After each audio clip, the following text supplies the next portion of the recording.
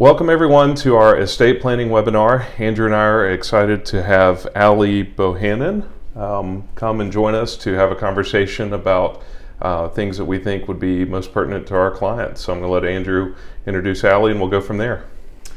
Yeah, so we've worked with Allie for several years, and I'll let Allie give a little bit of her background, but also a local Nashvilleian. And we work closely with estate attorneys. We're going to go through a lot of topics that come up and that we help clients with, and Allie is the one who actually makes it happen. So Allie, tell us a little bit about yourself and your background. Sure, I'm an estate planning attorney, as Andrew and John have alluded to. I've been practicing for going on 8 years now, maybe a little more. Just in this estate planning, wills and trusts, and also do probate administration on the other side of things. So this is kind of my bread and butter, and I'm happy to talk about it and hopefully help y'all learn a little bit more about what estate planning is. Yeah, well, we appreciate it, and we think having an estate plan and having this discussion is important from the financial planning standpoint. You know, everything we do is interrelated as it relates to investments and tax and insurance, but the estate plan, without one, you know, it comes down to, are those that are left behind going to be taken care of, and are you going to pass on what you've saved and invested in the way that you want to? So we're going to dig into some topics today. We will make all of this available, and if you have any questions, as always, feel free to reach out to us, and we can go a little bit more in depth. But let's just start big picture. Allie, what is an estate plan? What goes into that? Yeah, essentially an estate plan is just legal documents that are designed to leave whatever assets you have at your death to whoever you want them to be left to. And so that is essentially on a basic level what an estate plan is. Most of you, I'm sure, have heard of wills, and that's kind of on the most basic level. The document that dictates how your assets will pass. You decide who you want to give it to, who you don't want to give it to. Charities, friends, family, pets, those are all candidates for entities and people who would receive your estate if you died. Have you seen pets? Oh yeah, we've set up.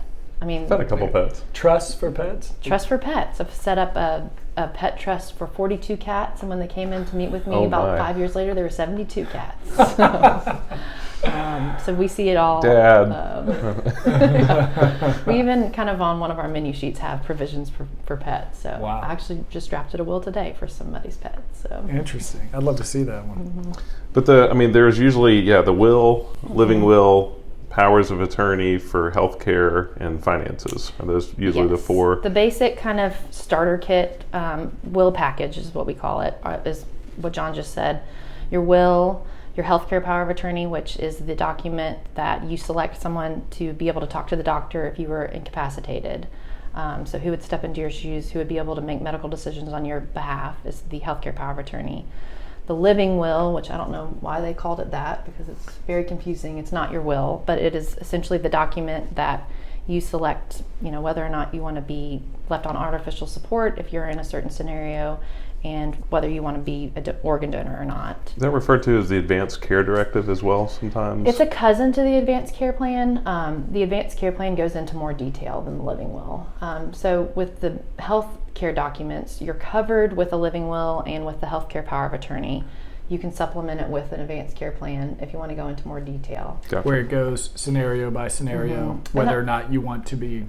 Yes, exactly. It's resuscitated. Kind of parade of horribles. If you're in a permanent unconscious condition, if you're, permanently unable to walk, move, talk, that kind of thing, end stage illness, and it kind of goes into what treatments you would want or not want in those. I generally don't, unless a client really wants it, don't offer it for younger clients. It's generally kind of when you're older, 70, 80 years old, that's more on, that's age client's mind. Gotcha. And then the final document, as John said, is the durable general power of attorney, which we kind of nicknamed the financial power of attorney. Again, so if you're incapacitated, who would pay your bills, who would sign your tax return, who would kind of keep the household going until you were able to resume those duties, is that kind of final document that rounds out anything bad that can come up, but would cover and make things a little bit more smoother for whoever's going to be stepping in to help handle your affairs. But the will is the only one that kicks in at death. Correct. The others are for when you're alive, but need They end someone at to death. act on your behalf. Yes, And to death. and that's a common misconception. A lot of clients will come to me and say, well, I've got so-and-so's power of attorney. I should be able to get in their bank account after they've passed away. And that's not the case. Generally, the bank won't let you in with just a power of attorney. You have to actually have a different sort of legal document to be able to access accounts after death. Sometimes the bank won't let you in with the power of attorney. Right. Because they may have their own view on what it needs to say and whether they're going to honor it. Right, and in that case, the judge, we've had to do that. We'll go down to the judge and he will get very, very angry. It's usually, I won't name the bank, but it's usually some bank that has to have a special order just to be treated specially, and the judge gets very angry that they don't honor a power of attorney drafted by the Tennessee attorney. Oh, wow. Interesting. I'll get questions sometimes of, just with this starter pack, who should I name in these roles? So obviously the first decision is who do you want to receive the money? And then how do you want to partition that out? Often if you have children, it's equally amongst the children, but with grandchildren, etc. But when it comes to the people named in your documents that have jobs to do essentially, who should I name those people? What are maybe the type of people? And then also, what if I don't have kids? Right. What if I don't have family members that can step into these roles? Right, that's a great question. And it can be any number of candidates, really. What you're referring to in a will is an executor. That's the person who, after you pass away, who's going to gather the assets, who's going to execute your will. And generally speaking, if you've got good go-to family members that you trust, even if you don't have children, if you've got siblings, or those are all good candidates. If you don't have really anybody in your world, family-wise, that you would trust to be able to do that, then the next go-tos are close friends, trusted friends. If you really, kind of get past that and don't have anybody, there's third-party trustees. There's several third-party trustees that can serve as executors in Nashville and in really any city that you're in. But generally speaking, the skill set is someone who's going to be diligent enough to do the job, who's going to take care of your estate and execute your wishes as you need them, as you want them to be executed. And so finding that person in your life who you trust, to be able to execute your will as you want to is who would be the good go-to person.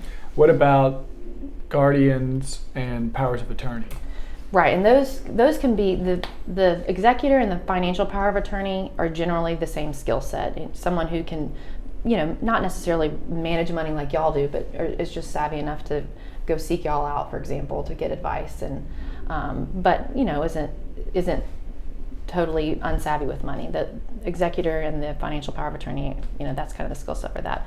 The guardian may be somebody different who doesn't have that skill set, but who is a good caretaker. So in your documents, you might have somebody who's a guardian who might not have that financial acumen. So that would be a different person than you have as an executor. You might have a guardian who does have kind of all those skills. So it's okay to have the same person be in those roles as well if you've got that person in your life. The healthcare power of attorney, again, is someone who's going to be able to talk to the doctor to make medical decisions on your behalf. And so that skill set, a lot of times I've got families who a child is a nurse and that's their go-to healthcare power of attorney, and then another child might be their financial power of attorney, for example. You also can list multiple of these folks. If you wanted, if you had two children, you wanted both of them to serve as your healthcare power of attorney. Sometimes that can complicate things, especially if they don't, see eye to eye. Right. And generally speaking, if you've got, just great kids, I'll put, for example, if you've got 3 great kids, I'll put all 3 on as an and or, where any one of them can act as a healthcare power of attorney. The benefit of that is if there's an emergency, only one child can be there to talk to the doctor. The and or allows that one child who's there to be able to make game time decisions as needed. Generally speaking, for the financial power of attorney, we won't do an and or, we'll do an and, meaning that kind of all 3 of the children have to agree on making a financial decision. And we kind of hedge against that because that has to deal with money. With healthcare, it's a little bit safer to do an and or situation sometimes. And Allie, would you agree? I tell clients sometimes they're worried that one of their children may be upset or offended if they're not the executor. I find that most times once somebody's acted as an executor, they're happy not to be listed as an executor later on, just because it's a fair amount of work. Right, and I get that a lot. And when I tell clients, you love your children. I know I understand that you don't want their feelings hurt, but really this is about who's going to get the job done. It's a job, and you can't really worry about hurt feelings in this scenario, because sometimes it can cloud how that process happens. If maybe they're not suited for the job and you're just really worried about hurting feelings or not, sometimes it's best to just go with, the go-to child who will get the job done. Well, and on that note, an executor could enlist an estate attorney to help them with the process, right? And do you often see language that says you can hire an attorney and be compensated from the estate for their time and service? Yeah, absolutely. We can put anything and everything in a will. I mean, sometimes we even have clients that want to specify a real estate agent that they want their executor to use, or financial planner, CPA. But yeah, or an estate attorney definitely can do some or all the heavy lifting that an executor who might not be as experienced and doesn't know exactly the ropes can rely on estate planning attorneys like myself to kind of help with that. Another question, because I'm going to move one of these to the next, but you've drafted the documents, client signs them, a witness notarized, it's all set. What do you do with those originals? I think we keep electronic copies of all client legal documents, just so that we know there's PDFs if anybody needs them. Right. But do you put it in a drawer by your bed? Do you let people know where it is? So generally speaking, because we don't keep the originals at our office, we'll keep some in certain circumstances. But what I tell clients is, if you've got a place in your home or a safe deposit box, anywhere that you keep valuable papers, those are great spots to keep them. We always send clients a physical copy of their signed documents as well. And so I usually encourage the clients to write on that signed copy where the original is and put it just in an office desk at home, where people would naturally look for where a will might be, or where valuable papers. And that's kind of a little, Hansel and Gretel breadcrumb trail to let them know where the originals are kept. I've been an executor for an estate where the client actually hid their will in the refrigerator. So you see all kinds, literally. It didn't smell very good once I found it. But no, generally speaking, a safe deposit box, or if you've got a safe in your house, those are good spots to keep the originals. And the original will really does matter. There's a presumption under Tennessee state law where if you can't find the original, then it's been revoked. Now, I've probated plenty of copies of wills, but that is the presumption. And so the original is the one that really matters to keep safe. So a copy can work. There just may be another hurdle or a chance that it may not work. Exactly. So, and also, if you're doing a safe deposit box or a safe at home, where's the key? What's the code? Right. I mean, in case if it's a married couple and you both pass away together, how are your kids going to access it? Right. Or And that's kind of part of, if you've got your children who are going to be your executors, your powers of attorney, go on and put one or more of them on that safe deposit box, so they have access to it and kind of just know, that there won't be any kind of bumps in the road. If something does happen, they'll be able to get access to that original will. So will a court accept copies? But they do have the right to not accept. Correct. Essentially? Yeah, essentially we have to file an extra affidavit, saying that we've done a diligent search. We don't think it's been revoked. Most of the time the beneficiaries of that will have to sign off on things, or at least the heirs at law.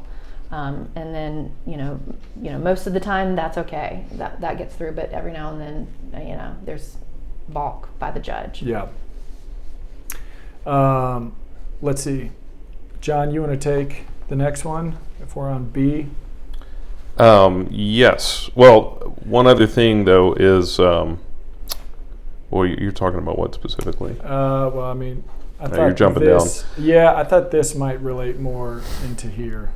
Well, do you want to? I can go back real quick on title. Well, I was going to say, let's talk about that, because the documents are not the only part of the estate plan. Right. It's just as important to understand titling and beneficiary designations. Yeah, absolutely. And this is a huge misconception. A lot of clients that I have come to me and they say, "Oh, I've got so-and-so as a TOD on the account, but I want my will to actually say that account goes to another person." That beneficiary designation is going to trump whatever is said in the will. TOD being? Transfer on death. So if you've got an account where you've put one child as a payable on death beneficiary or a transfer on death beneficiary, but then you've got your will where you said, "I actually want this to go to my sister," whatever you put on that payable on death or transfer on death as the beneficiary is going to trump what you put in your will. So even if you sign your will later, after you've done it, that doesn't negate what you've done as a beneficiary designation on an account. So that's really important to remember. And that would be the same for, retirement accounts, life insurance. Anything with beneficiaries on it. Yeah. Anything. Well, it's almost like, there's just layers of it, and titling is going to be the first layer. So if you've got like a jointly titled account, I think you can even do a TOD. We've done that with TD or talked about it before. But the survivor on the joint title is going to receive it first. Right. And then comes the TOD or beneficiary designations. And the will is ultimately somewhat of a catch-all, just because there's even language in there that says, everything else that I own, here's what happens to it. Exactly. And another misconception is a lot of times parents will put a child on as a check signer on a bank account. That's not the same as putting them on as a joint owner. And so when that parent passes away, that child won't have any check writing access. The account won't come to them. So if the parent really intended for them to be a joint owner, that needs to be clarified and made sure that that's done as well. Can you touch briefly on when it's jointly titled? So I guess this would typically be married couples. It's not just joint is not just one option, but joint with rights of survivorship versus tenants in common versus tenants by the entirety. And I know it can get nuanced, but just kind of big picture on that. Yeah, I mean, for example, if you own a piece of real estate, married couples will own it together, joint tenants by the entirety. That's the only, a married couple can only own, and that titling can only be for a married couple. Joint tenants with right of survivorship, say I owned a piece of property with my brother. If the deed says Allie and brother Lindsay, joint tenants with right of survivorship, upon my death, my half is going to go automatically to my brother because that with right of survivorship labeling. If I owned the property with my brother as joint tenants in common, then upon my death, my brother does not automatically get that tenant in common interest. It would pass in accordance to how my will says. Because there wasn't a survivorship component that automatically made it pass to my brother. It stays in my estate and would go in accordance with my will. So you really need to make sure, however you want, an asset to pass after your death, you need to make sure that the titling's how you want it to be. And I don't want to go down a rabbit hole with this, but tenants in common, is it always assumed like it's 50-50, or if there's three people, it's equally divided, or do you go back and kind of look at the original who put what in? Right. The original deed will have, it can have like a 13% tenant common owner, or 25%, it can be split into however many number of ways. And then if that 13% owner dies with, that 13% would pass in accordance with their will. And they may have left it to 5 different people. So now 5 different people own a 13% interest in a piece of property. Well, and do you recommend, if it's a married couple, whether it's an investment account or property, because they could still do joint with rights of survivorship. I feel like that's still kind of the main default unless you specifically ask for tenants by entirety. Well, the tenants by the entirety gives creditor protection that a right of survivorship titling doesn't give. And so, for example, if if a married couple owns a home as tenants by the entirety, say the husband gets sued and a judgment attaches to him while they're both living, that judgment, they can't call that judgment. And if the husband dies first, that judgment goes away. The wife, is safe from that creditor. Now, if the wife died first, then the creditor could come after the husband if there was a judgment out there. But so the married couple gets that extra creditor protection by having it titled by tenants by the entirety. Moving on, and this is kind of like when we get asked, does everyone need a financial plan?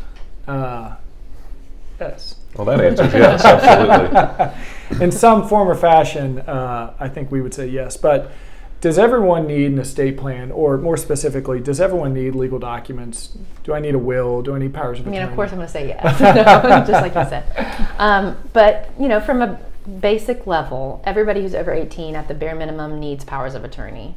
If you're over 18, you're an adult. And so with HIPAA laws, doctors can't just automatically talk to your parents anymore. And so if an 18-year-old was to get into a car accident, then they would want to have powers of attorney in place, whoever it might be, but we'll just use parents as an example. That way the parents could talk to the doctor and understand what's going on, help make medical decisions. Whereas if that wasn't in place, they could run into an issue where a court would have to, give an order where the doctor could talk to the parents, which in an emergency would just be even more, add more stress and kind of trauma to the situation. So at a bare minimum, if you're over 18, you need a power of attorney. If in terms of a will, at a bare minimum, if you, for example, a person has parents and then siblings, if they were to die without a will, whatever they own would go to their parents. If that person didn't want what they had to automatically go to their parents and wanted, for example, to go to their siblings because their parents didn't need it and their siblings might need it more, then you would need a will in order to get your assets to your siblings instead of it going straight to your parents. So in that scenario, yes, that person would want a will if they wanted to bypass what would happen if they died intestate.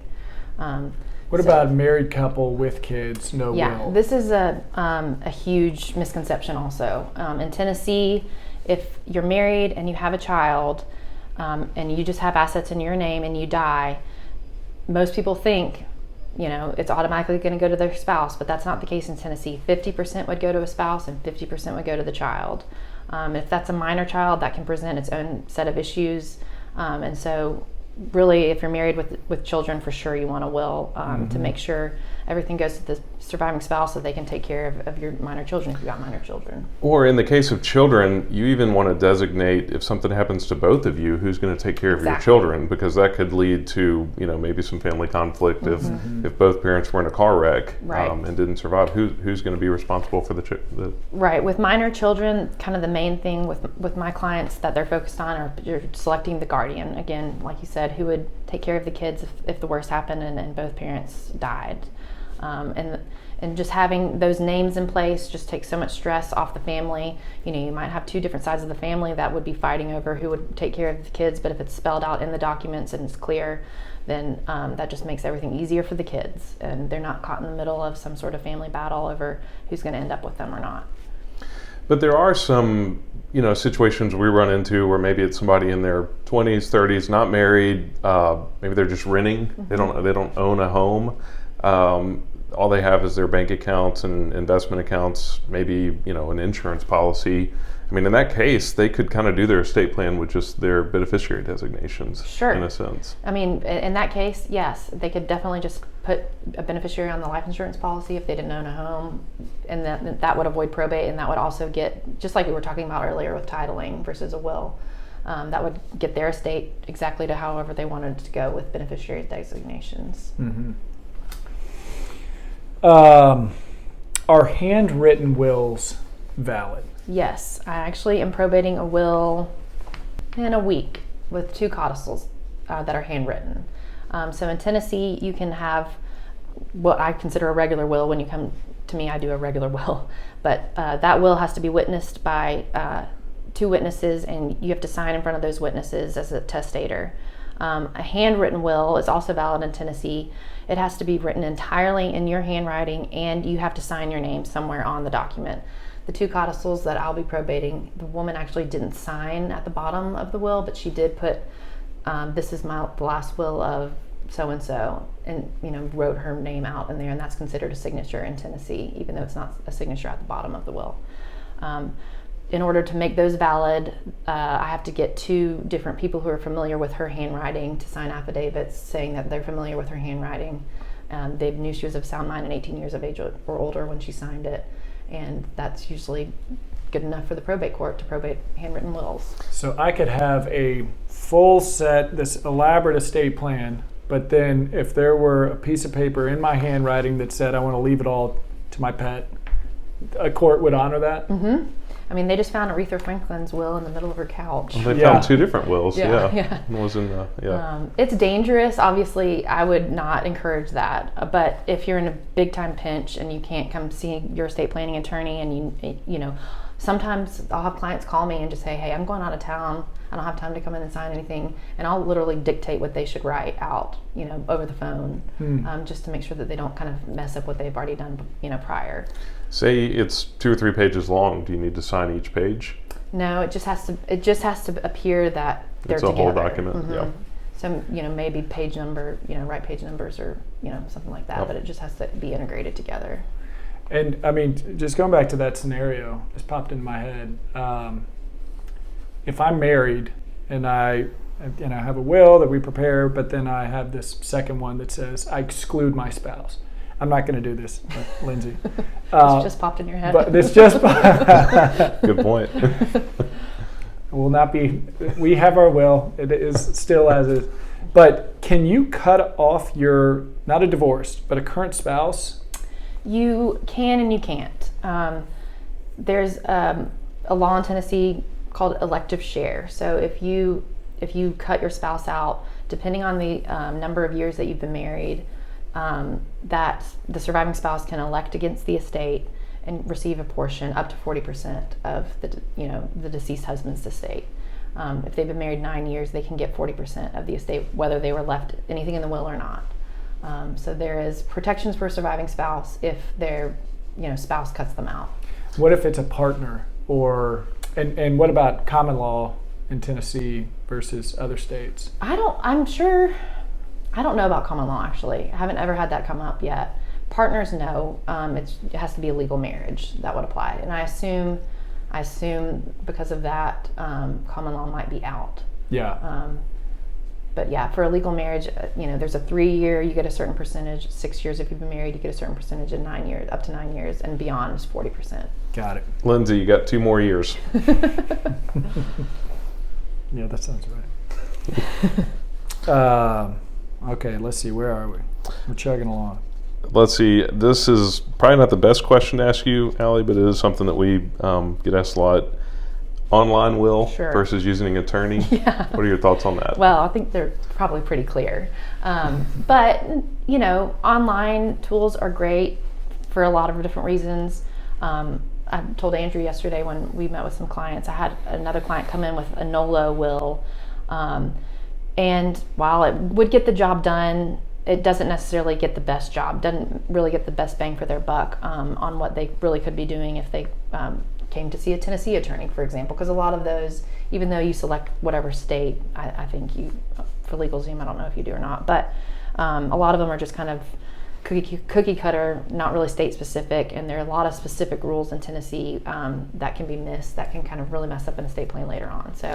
So yes, I mean there may be, because there are specific provisions that an estate planner can make it easier for the estate to be administered, like waiving bond or things like that. Correct. In Tennessee, right? But yeah, if cost was just really an issue, an online will may be better than nothing, or or would you recommend just doing a handwritten will? It's without knowing the online platform, dicey. It's probably not a. I would certainly, seek advice. Yeah. First and foremost. If you can't, an online will probably get the job done. It just might not get the best job done.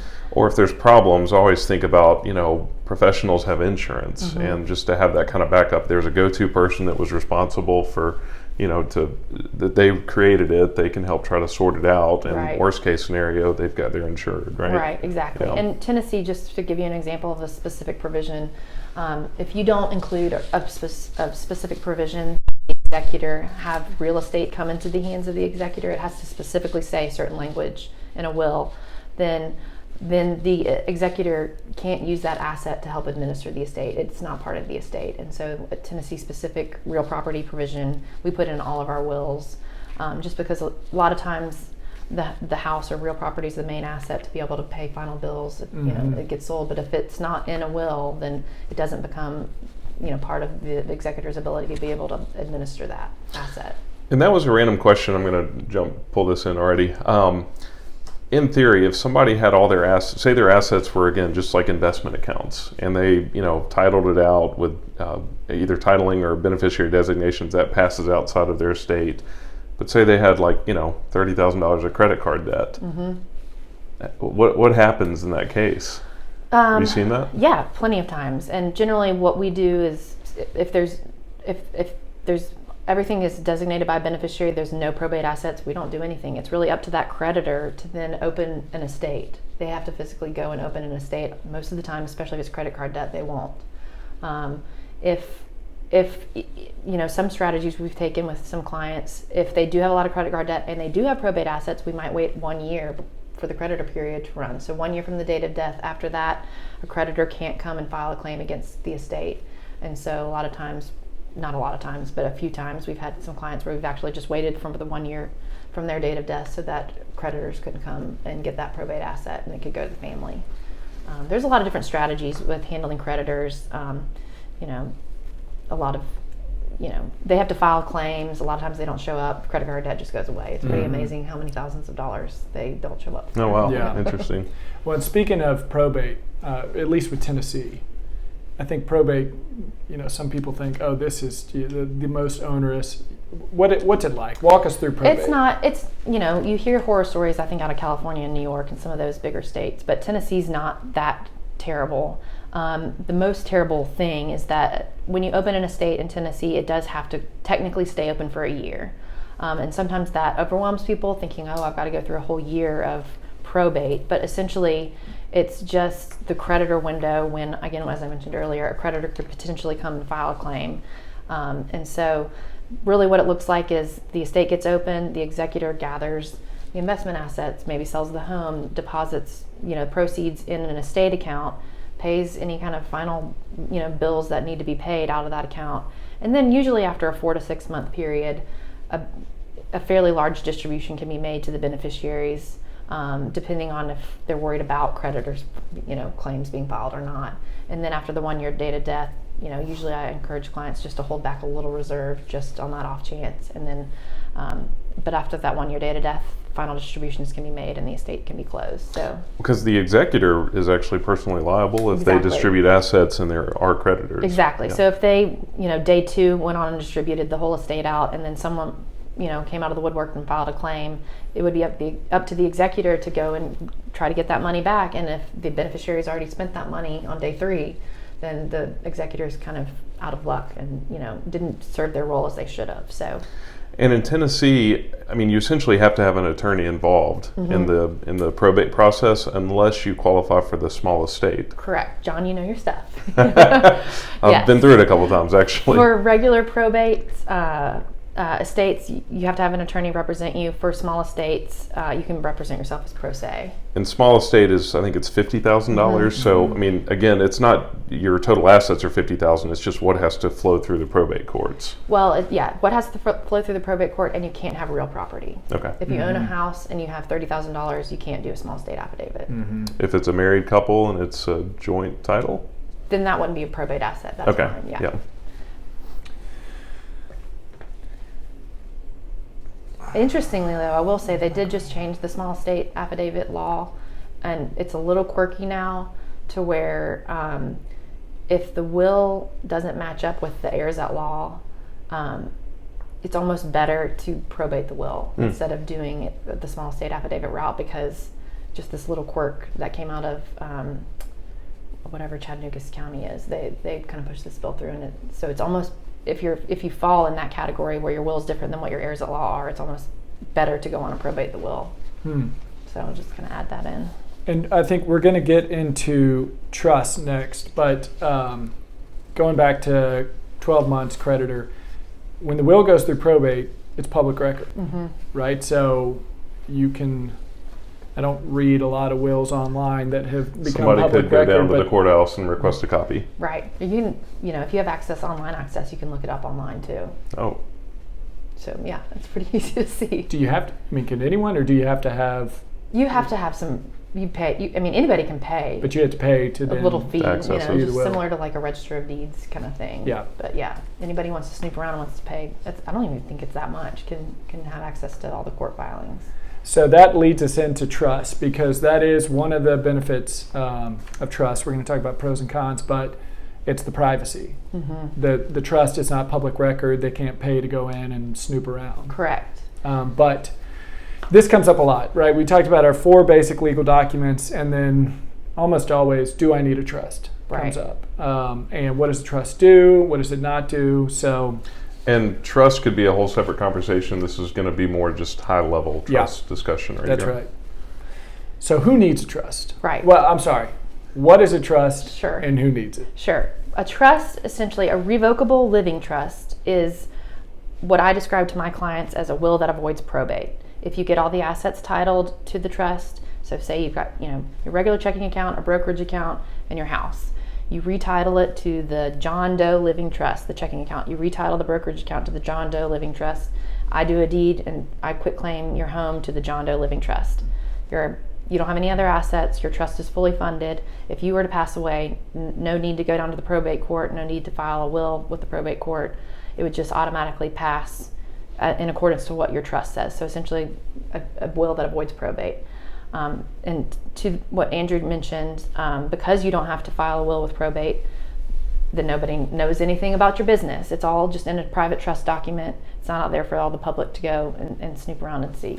Or the will may just, there's that pour over provision in will, basically just says all my assets go into my trust. Correct. It doesn't detail out, what the assets are. Right. So, say you did all the good work of retitling the checking account, retitling the brokerage account, retitling the home, and you forgot a small checking account you had. Well, it would have to be bigger than small estate affidavit, but say you forgot an account out there. What John was referencing is this pour over will, which basically says everything that I own pours over into the John Doe Living Trust. Again, that little pour over will, which is filed with the courthouse, doesn't give any detail of how your estate plan, has been drafted, so it stays private. So what about retitling, and we're still talking about revocable or living trust, that stays under your Social Security number? You have to pay taxes on the investment income. Well, the taxes pass through to you individually. Right, so it's a flow through there. What if, rather than, because there's some steps you have to take to retitle it from individually titled to a trust. Mm-hmm. What if I keep it an individually titled brokerage account, but my beneficiary is the Revocable Trust, mm-hmm. or a testamentary trust that's going to be created? Does that achieve the same thing? Yes, you're just not having... You're funding the trust after your death instead of funding it during life, but you get to the same result either way. And there are different reasons to do it one way versus the other. Sometimes, I'll recommend a fully funded trust if I've got, for example, a widow whose son is really going to be managing their affairs. Sometimes it's better to go on and make them a co-trustee or a sole trustee with a fully funded trust, and that way that child can go on and just handle their financial affairs without having to wait for it to be funded until after the mom passes away. Yeah. Ancillary probate is mm-hmm. a big reason for... Big reason. That's a good point. So if you own real property outside of the state of Tennessee... Real property being, a house. A house. You need a trust. Otherwise, you would have to go through probate in that state that you owned the home. And so a trust is another good vehicle where if you own property out of the state of Tennessee, you can quit claim it to your living trust, and then there wouldn't have to be probate in whatever state you own that property in.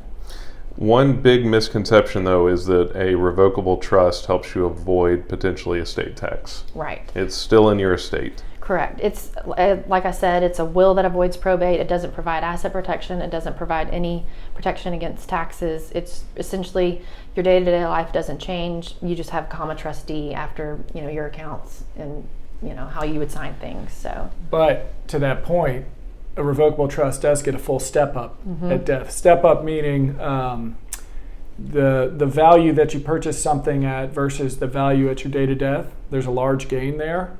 It gets stepped up, and that gain is not taxable anymore. So, revocable versus irrevocable that I think we're going to talk about. With revocable, it stays under your social. It gets the step up, so you don't lose that. Right. Correct. And a revocable can be amended. Mm-hmm. Mm-hmm. Yeah, so it's easy depending on how much you want amended. If you just want a small thing amended, you might just have a one-page amendment. If you need a whole overhaul, what we do is an amendment and restatement, essentially just creating a new trust with the same birth date as your initial trust, so you don't have to retitle accounts. But depending on how big of a makeover you want, it's pretty simple to fix.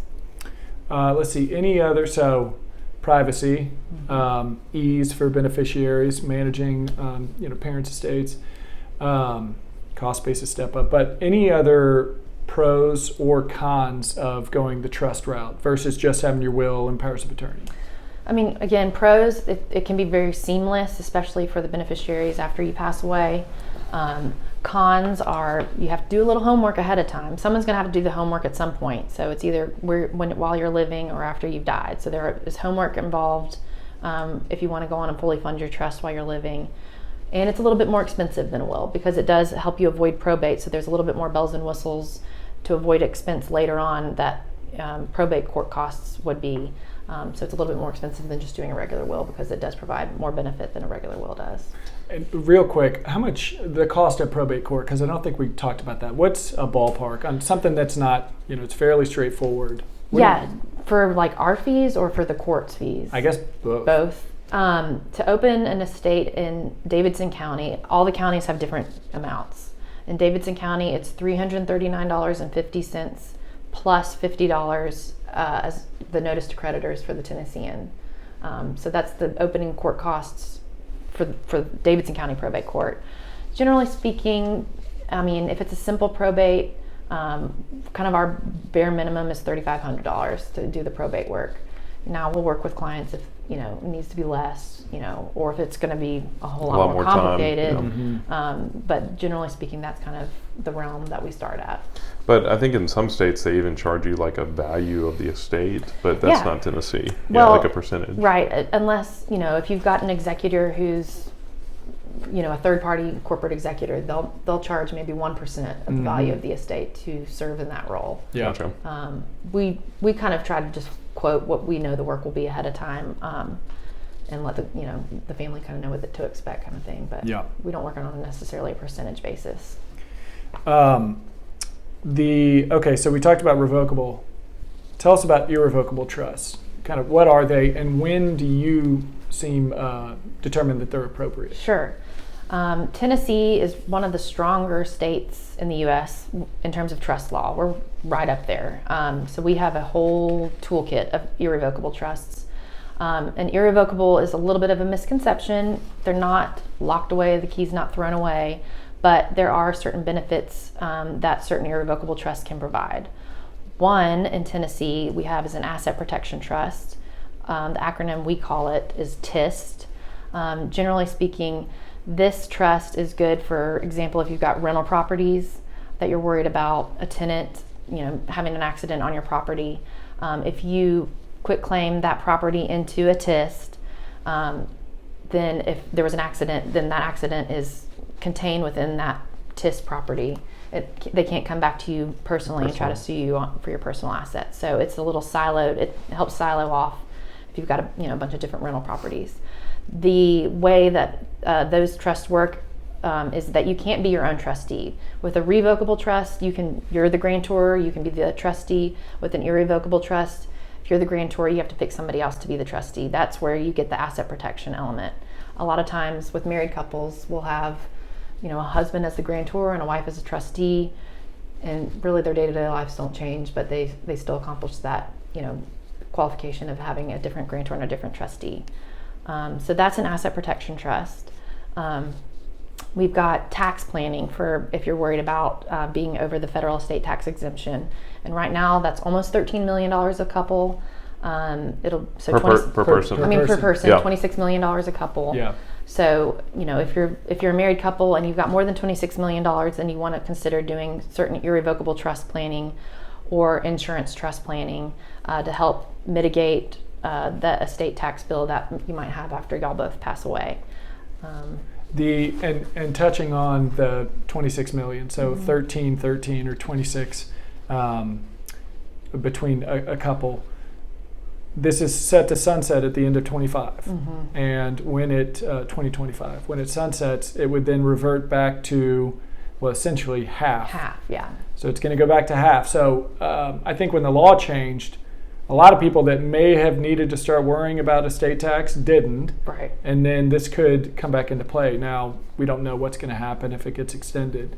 But what are you advising clients when it comes to that? Right. When I've got clients that are coming to see me right now that might be butting up against that exemption when it sunsets, I've told them to flag to come back and see me, kind of next summer, fall, as it's getting closer to the end of 2025.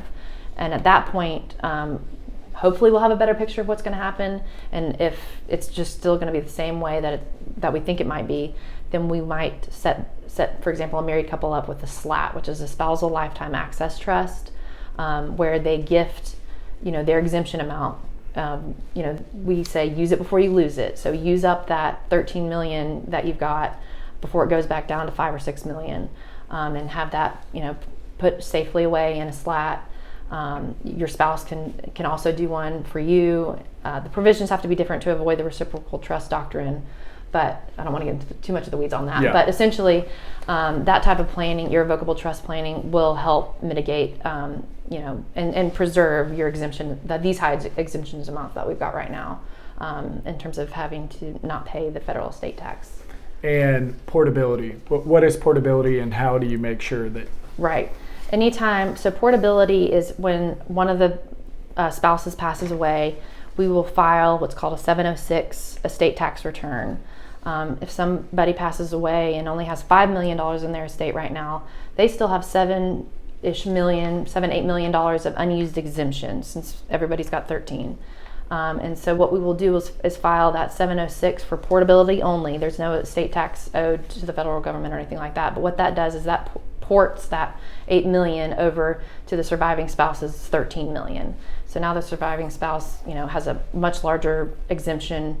They're using up what their spouse didn't use, and so that's just a great benefit, going forward for them. Is there a time frame that has to be filed?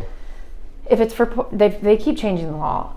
Generally speaking, you're supposed to file a 706 9 months after the date of death. They've changed the law first to where if it's only for portability, if there's no estate tax owed, then it could be 2 years after the date of death. Now it's 5. So if you've got clients who maybe didn't realize they needed to do it because it's really not on people's radar, they have 5 years from their spouse's date of death to just go on and file that portability. If it's just for portability only, 706 for that.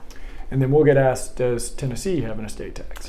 No. As of 2016, there's no estate tax. There's no income tax. We're a great state. Yes, we are.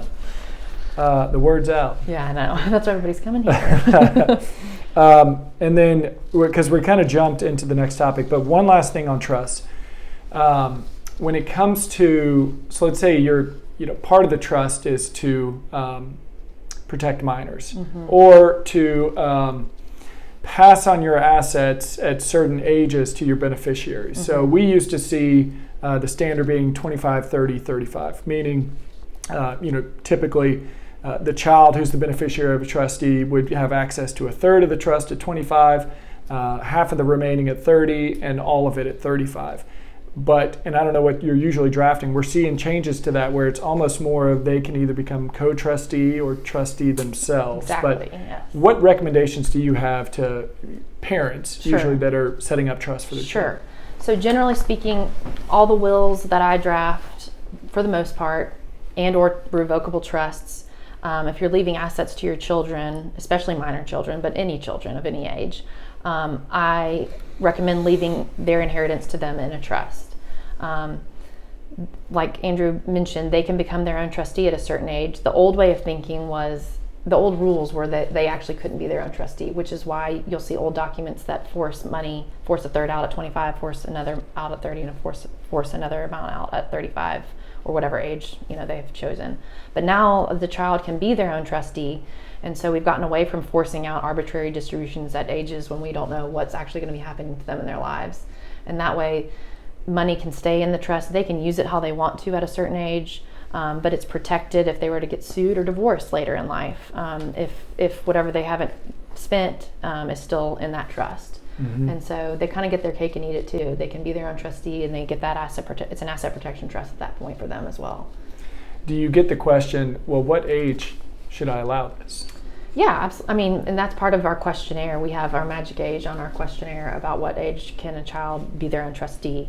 When I'm drafting for newly married with young babies, I generally say 25, 30, 35, because you're going to update it within the next 30 years, and you'll see how they've developed. If they are making good decisions. Maybe they'll update it. Yeah, maybe they'll update it. Maybe they'll update it to make it 40. If they're working with us, we'll encourage them to update it. But and then it's just really if a child's got special needs, there's considerations for that. If a child might need a third-party trustee if they're to help protect them against themselves if they're not great with money. It's client-based. Yeah. Child, you just get information from the client on how their children might need help or not help. The bad boy trust. Yeah, or the bad boyfriend trust. Bad boyfriend. That's usually it. The bad boyfriend. The daughter's fine. It's the bad boyfriend. I know. It's always the bad boy, isn't it? So the estate tax limit being $26 million now, and the estate tax itself over that is 40%. That's why there's a lot of people deploying strategies to avoid that. And we would love every client to run into an issue with the estate tax. But it's a good problem to have. let's say you're either having that problem or you foresee your estate growing over time. Maybe you own a business that you might sell. There's a lot of scenarios where your assets can appreciate. Or just real estate in Nashville. I know. That's right. Just buy here and always pay estate tax one day. What are some strategies that your clients that you recommend to that they can be doing maybe year over year as it comes to getting assets out of their estate? And then part two, which assets should they gift or donate? Sure. So kind of what we touched on a little bit earlier is going on and using up all of your exemptions. So going on and each spouse gifting $13 million apiece to two separate trusts. That goes on and uses up your exemption. So if you were to make a subsequent gift after using up your exemption, you would have to pay gift tax on that. But there is an annual exclusion about what you can gift to people, which is $17,000 right now per person. So a married couple can give one person $34,000 each year without incurring that gift tax penalty. Or John could write us each a check for 17 today. There we go. Yeah, it can be anybody. Why do you keep asking me to do that? Well, you can do it each year too. Well, but that number can get pretty big. I mean, especially for grandparents. If you have multiple kids, you can do it to each of your children's, your child and their spouse. And if you have grandchildren, you can do it for the grandchildren. Right, exactly. And for example, if you've got a life insurance trust with your children as beneficiaries, their children, their grandchildren, your great-grandchildren, you can write, your crummy letter, essentially your gifting letter to all of those beneficiaries and really use up a lot of money. And a lot of times people will December 31 gift, January 1 turn around and gift again. And that's just a way to start, just moving.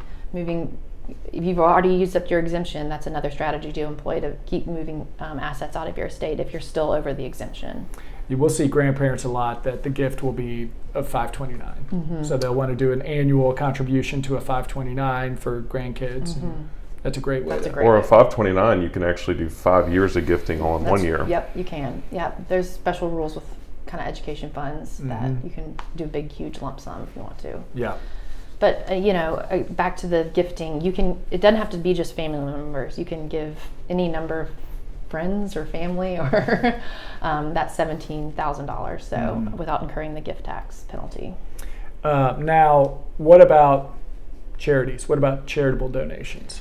Charitable donations, are unlimited. So you can, there's no gift tax penalty or any federal state tax exemption penalty if you give to charities.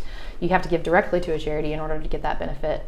Another way to kind of quote gift is if you've got grandchildren that you might want to pay their tuition for school. Education, if you pay the institution directly, is another way. You can't give it to the parent to pay. You need to pay it directly to the educational institution. Same with medical bills. You can pay for anybody's health medical bills at a hospital directly to that institution, and that isn't considered a gift for the IRS purposes. Hypothetically, if you're running up against the estate tax limit, so you're at 13 individually or 26 as a couple, could you gift all the 26 to family and then anything over and above, it's all charitable? That's the perfect estate plan. And you've avoided any tax. Exactly. Sorry, Uncle Sam. Yeah. If the perfect estate plan, if you don't want to pay any taxes to Uncle Sam, is to go on and use all of your exemption up. You can keep a little bit to gift that $17,000 if you want to, but your will or trust can say whatever I have that's over the exemption goes to charity. Now there are because I think you're focused on at death, like how you plan for that, but there are limits to what you can give to charity each year for like income tax purposes if you're trying to deduct it against your income taxes. So just something to keep in mind there. Right. But yes, and there's things to think about if you are charitably inclined. Which accounts go to charity? Retirement accounts are usually the best option because they're all pre-tax money. If they go to your child or grandchildren, there may be income taxes that person has to pay, whereas going to the charity doesn't have to pay income tax. Right. That's kind of the number one candidate when we're looking at a client's estate plan of if they're inclined to give charitably. The IRA is usually kind of the first number one candidate because, as John said, if you leave it to a beneficiary, a child, for example, then they are going to have income tax consequences as they have to take out minimum distributions. Versus stock in a brokerage account or real estate. If the child inherits that, they get a full step up on it. They're not going to have to pay tax on it. Right, and they're Different from not a retirement account. paying that income tax that a retirement account, incurs That's on right. the person. Year over year Yeah. for 10 years after. Let's move into beneficiary designations. So we've touched on this earlier, but we've set up our estate plan. There's going to be some homework to do after it. How do we need to make sure that we've got our beneficiaries listed correctly so that it coincides with the estate plan? Right.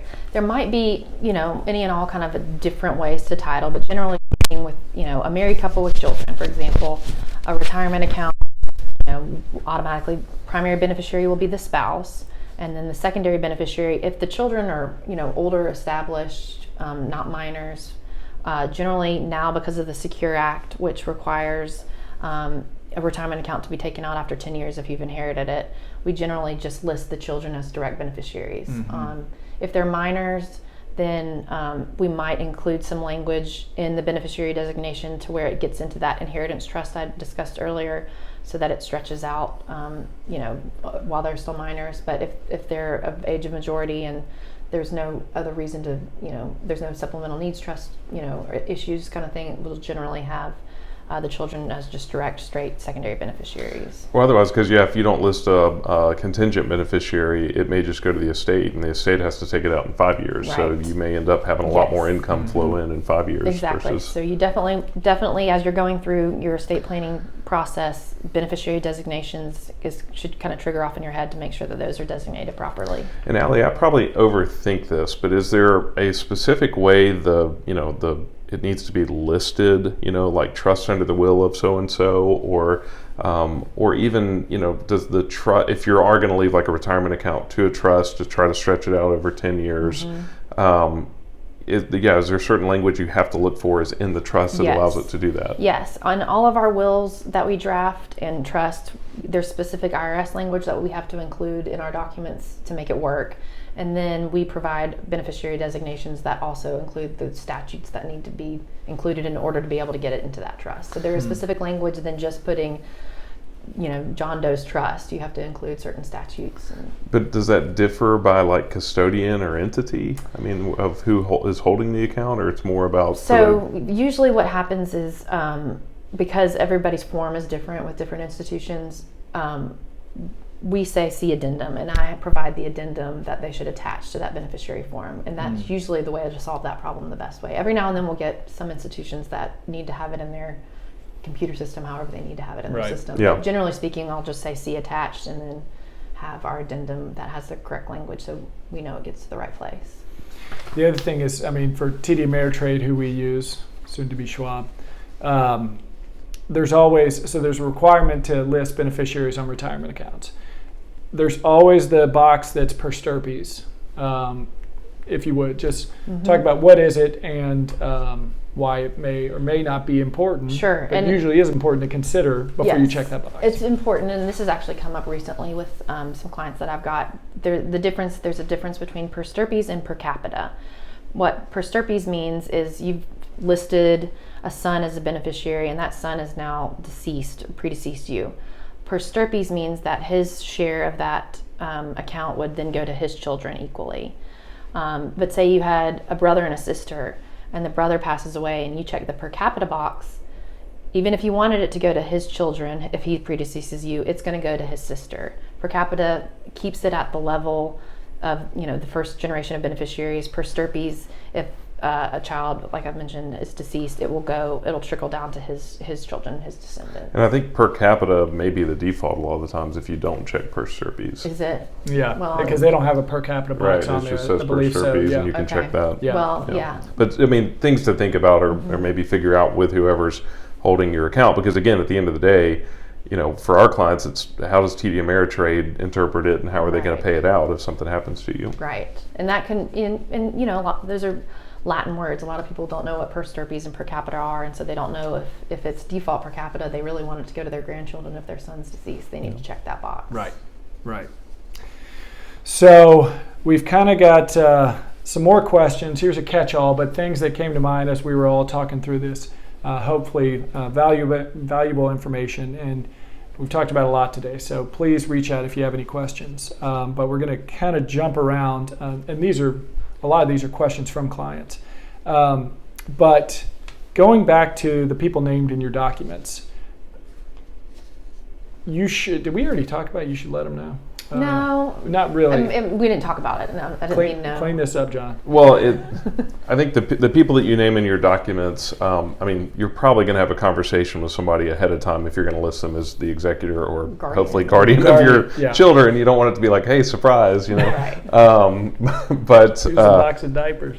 But some of this too, though, is do you encourage clients to discuss their estate plan with their children, or do you have clients, or maybe you have a client that they're concerned about their parents' estate plan? Like I've had some people ask me, how do you approach that? How do you, Right. have that conversation? And that's always the toughest, especially with generations before us that never talked about this kind of stuff with, maybe our parents or whatnot. But my philosophy is generally communication and transparency always makes, when an event happens, when somebody passes away, it makes it easier if people do know. Now, that's not everybody's cup of tea. Not every person that comes and sees me wants this discussed, and that's fine. That's up to them. But just from a perspective that I've seen, when people pass away, it's generally better if things have transparency, if it's not going to cause any more kind of disruption to the family. Well, and you can talk about intent, and we have this plan, and this is why we have it set up this way, and these are the beneficiaries, but you don't have to go, into the numbers. Right. This is the value of our estate, No. and this is the dollar amount that you're getting, and that create tension, drama, or disincentivize kids from Right. turning into trust fund kids or whatever it may be. Exactly. And a lot of times clients come in when they're in their mid 40s, 50s, and by the time they're 60, 70, their estate plan is completely changed. And so if it's kind of backpedaling on what I said about transparency, I really kind of meant that when they're older clients, But if you put that out there when they're younger, and you change it, then that can really cause a lot of disruption. Because they get it in their head, oh, this is what mom and dad said, and Right. it's completely different later on. But Right. transparency can be, hey, these are the people you need to reach out to. This is the location of Right. where my documents are. This is who prepared it. These are the... Right. Yeah. Yeah, and I generally encourage clients when they sign their documents to kind of just have a list of who their go-to people are, if they haven't already shared it with who their executor is going to be. Maybe accounts will change over time, but generally I encourage on a rainy day once a year just to kind of sit down and update, make sure passwords are written down, where accounts are, just any little hints that whoever's going to be managing your affairs after you've passed away at least has some sense of where to start, and a little one-page kind of here's what to do, here's where things are, is really helpful to that person. That is a huge gift. Otherwise, it can become a bit of an Easter egg hunt. And hey, any piece of mail that comes in, you got to review it. You got to call old companies. Did they have a retirement account that didn't get rolled over? Exactly. Well, and something that we talk about with clients and do with clients who are interested is kind of an estate planning summit. Where there's parents and children, or sometimes even multi-generations. And what I also see a lot is parents wanting to pass on their estate while they're alive, and seeing the benefit to their kids or grandkids. So, this comes up with they want to fund education. It's important to them to fund their child or grandchild's education. Well, there may be a grandparent and a parent and then a grandchild. And if the parent doesn't know that there's this intent, it can affect their financial plan. How much do I need to save for college? Well, it's a big change if, the grandparents want to fund a good piece of that. Totally. If that's a grandparent's intent, then, I always say it's always better to give while you're living. Then you get to see, hopefully that fruit prosper. And then also, a lot of that generation is living into their 80s and 90s, and their children are living in, are 70 plus by the time they may inherit. And, they could have used that maybe when they were in their 50s and 60s if they wanted to, enjoy some of that. Yeah.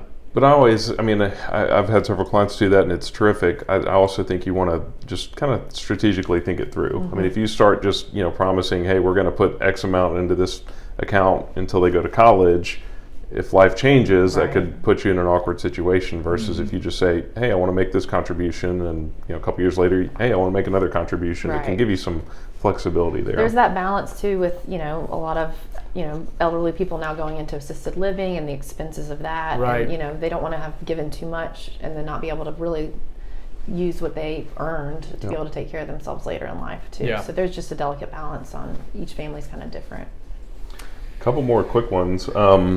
Digital assets. Mm-hmm. How are people planning for that? I mean, I've got a library of photos in my iCloud. Right. How do I protect that? So they, I guess in the last 5 years or so, Tennessee passed the digital asset statute that we now include in our wills, our trusts, and our financial powers of attorney. And that's supposed to enable whoever is in that fiduciary role to gain access, to your Gmail account or your Facebook or, whatnot. Gmail and Apple, they're supposed to honor letting you get access if you don't have the passwords for that. So using that digital asset statute is one way to kind of unlock what normally doesn't come in the mail anymore like it used to. Mm-hmm. And so you can plan for if you want your photos, your digital assets to go a certain way.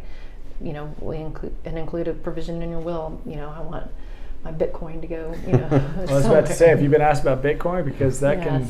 We had to access somebody's coin purse, and it actually wasn't that bad. Huh. It was actually easier to do than Google has been. So. Oh wow. Yeah. Well, things to think about though. Make sure your passwords are written down somewhere, or there's a lot of programs that allow you to share that. If something happens. I also tell people don't turn the cell phone off of whoever passed away, because with so much multi-factor verification, if you've disconnected that cell phone and lost that number, you might be up a creek in some instances. Right. Mm-hmm. And if you are in that scenario, usually if you take it to the provider's, store, if you've got an iPhone, you should be able to take it to the Genius Bar, and they should honor, the language that we have in our trusts and wills to gain access to that. Sometimes it takes a court order. Sometimes it takes an extra step, but just easier we can not to get there, go that way. But it'd be better not to. What about you've prepared? You're a Tennessee estate attorney. You prepared a great estate plan, and I moved to Kentucky. Mm-hmm. Do I need to then go find a Kentucky estate attorney and redo the whole thing, or? What I recommend is generally most states in the U.S., if they're executed properly within the state that they're initially drafted, they're honored. So I'll probate a New York will if it's been executed fine in New York, and they are now Davidson County residents, for example. But the probate's done in Davidson County? Mm-hmm. The Tennessee courts will recognize any wills as long as they were executed properly within the state that they were signed. What I recommend, though, when clients do move to different states is just say, hey, go sit with an estate attorney in Kentucky, for example, and just see if there needs to be any specific updates, a one-page amendment. We've been getting a lot of California clients moving to Tennessee, and a lot of times they already have a joint trust for married couple, and so we might just do an amendment and restatement, keep the same trust birth date, but just give them a little, a small update kind of thing. But generally speaking, they should work in every state, despite where they're executed. Got it.